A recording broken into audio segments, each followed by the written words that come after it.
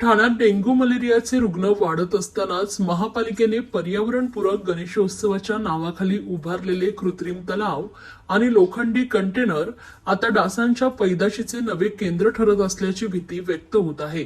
विसर्जनानंतर साचलेलं दूषित पाणी नागरिकांच्या आरोग्यास गंभीर धोका निर्माण करणारी आहेत। विसर्जनाच्या काळात अनेक तलाव रिकामे पडले तर काही ठिकाणी मूर्ती विसर्जन झाल्यानंतर पाणी दूषित अवस्थेत आहे। काही कंटेनरमध्ये तर या साचलेल्या पाण्यात डासांची पैदास सुरू होण्याचा गंभीर धोका निर्माण झालाय। आधीच ठाण्यात डेंग्यू व मलेरियाने शेकडो नागरिक त्रस्त असताना महापालिकेच्या या पर्यावरणपूरक प्रयोगामुळे साथरोग फैलावण्याची भीती व्यक्त करण्यात येत आहे।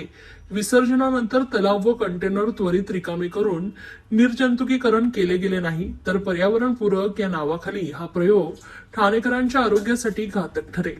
नागरिकांच्या करोपी पैशातून उभारलेली ही सुविधा प्रत्यक्षात जास्तीचे आजार ओढवून घेण्याचं कारण ठरतंय। हे दुर्दैवी असल्याचं मतही व्यक्त केलं जात आहे।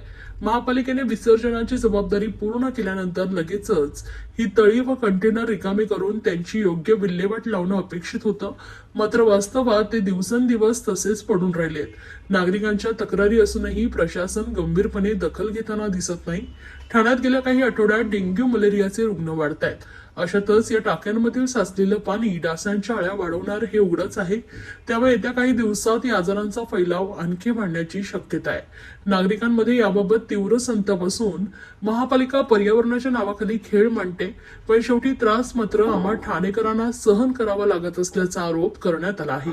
शासन व महापालिकेने जर खरोखरच पर्यावरणपूरक गणेशोत्सव साध्य करायचा असेल तर केवळ दिखाव्यापुरत्या सुविधा न उभारता त्याची वैज्ञानिक व परिणामकारक अंमलबजावणी करण्याची गरज आहे। अन्यथा पर्यावरणपूरक या नावाखाली ठाणेकरांच्या आरोग्याशी खेळलं जात असल्याचा ठपका येत्या काळात प्रशासनावर ठेवला जाईल।